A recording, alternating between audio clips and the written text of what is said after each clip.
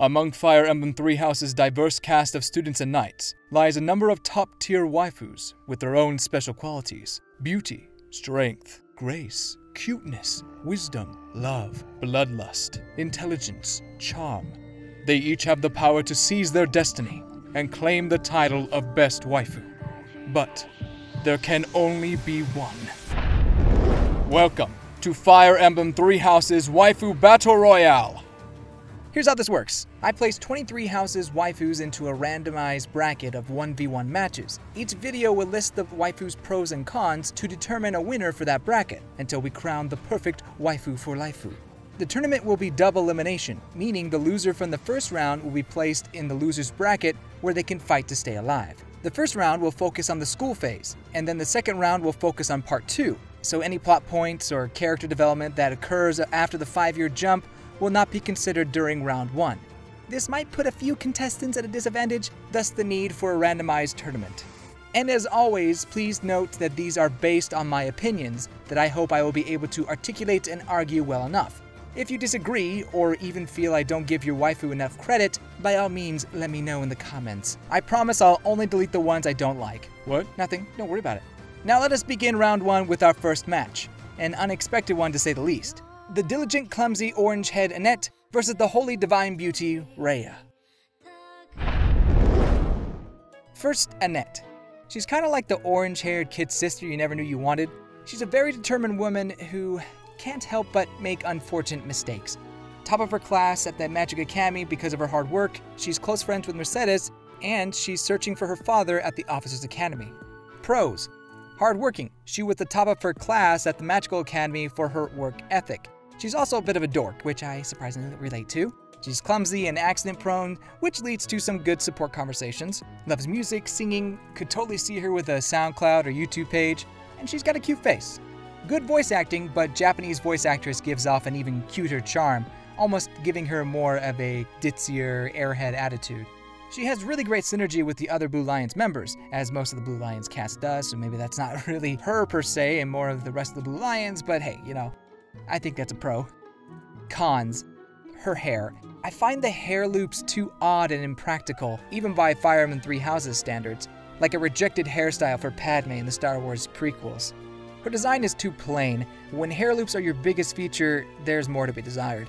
She's also somewhat forgettable because of it. Thankfully, her relationship with Mercedes and the other Blue Lions help her from falling off into oblivion. She's also too clumsy. Why both a pro and con? The clumsiness does some good, but it does get overdone quite a bit. I'll admit Annette is not my favorite character, but I can see her dorky, bookworm, hardworking appeal, especially if you love hair loops. Do you think she does ear stretching for her hair? I think her number one problem is how forgettable I find her at times, not so much as a unit, but as a character. Thankfully, her supports are funny and enjoyable. It's just unfortunate that her main gag is trying not to accidentally ruin everything at the academy, and they keep bringing it up over and over and over again. Well, teacher, that's enough studying for me tonight. I'm off to bed. Good night. Oh, sorry. Whoa. Oh, no, no, no, no. I'm so sorry. I'll clean it up, I swear. Who put this mop here? Hope that wasn't too valuable. How does it even happen? Why am I such a wreck? Just stop moving! Achoo! I'm okay. And now for the Lady Pope, Rhea. She's mysterious, yet motherly throughout part 1. You never know if she's either good or evil during the beginning. She's adored by the members of the church, almost obsessively.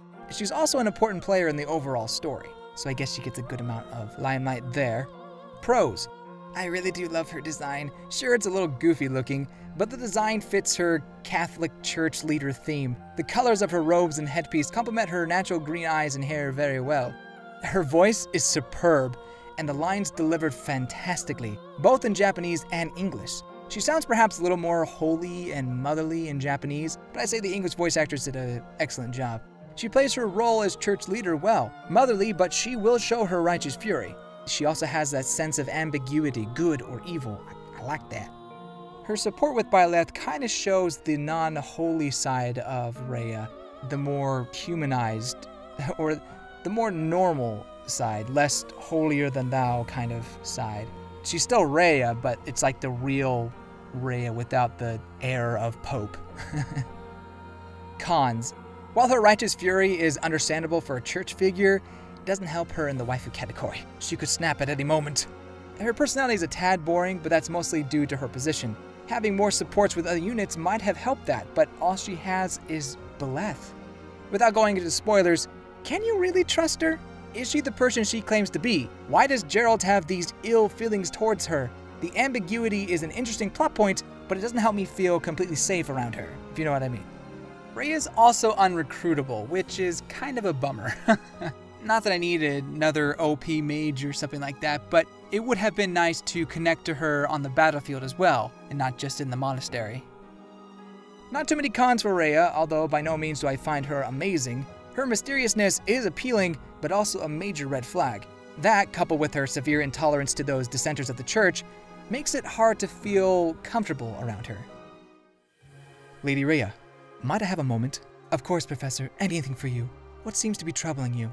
Well, I was reading a book Shamir gave me, and I wanted to ask Lady Rhea, priests from the Western Church are protesting outside the gates of Garrick Mach, shouting, #NotMySaros. Whatever that means. Excuse me, Professor. Capture every one of those barbaric infidels who dare call themselves priests of the Almighty Goddess. Bind their wrists and ankles together tight until they bleed, and throw them naked into the darkest cell where they will be given no food or water for 3 days, during which time they shall receive 40 lashes on their bare backs daily. Water shall be dripped upon their forehead while they wait, and they shall receive 1 paper cut on their index finger, and lemon juice shall be squeezed on their fresh cut every 10 minutes. Upon the 4th day, we shall put an end to their suffering and behead them on the courtyard of Garrick Mach for all to witness, so that no man shall dare think to defy the goddess or her church again. Yes, Lady Rhea. Now, what was it you wanted to ask me, dear child? Professor? Professor?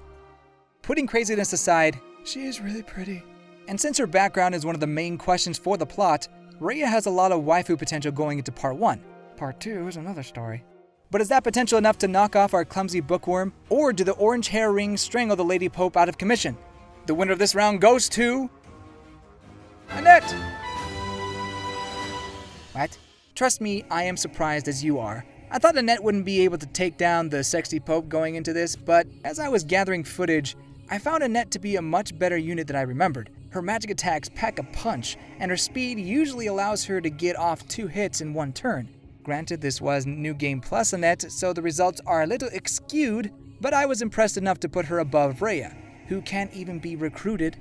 Now, if I could actually recruit Rhea, then I'd probably give it to Rhea. But if I'm being completely honest, I find Rhea more attractive. It's just a drawing, creep. Then why are you watching this video? You knew what you were getting yourself into based on the title alone. However, I couldn't pass over cute little Annette. Annette moves on to the next round, but don't worry, Rhea fans, she's not dead yet. She can still make a comeback in the loser bracket. Yeah, right. You hate her. Hey, you never know, she might get new wind in her next match. But feel free to let me know who you thought should have won in the comments below. Next time on Waifu Battle Royale, the Lady Knight Ingrid versus the Foreign Huntress Petra.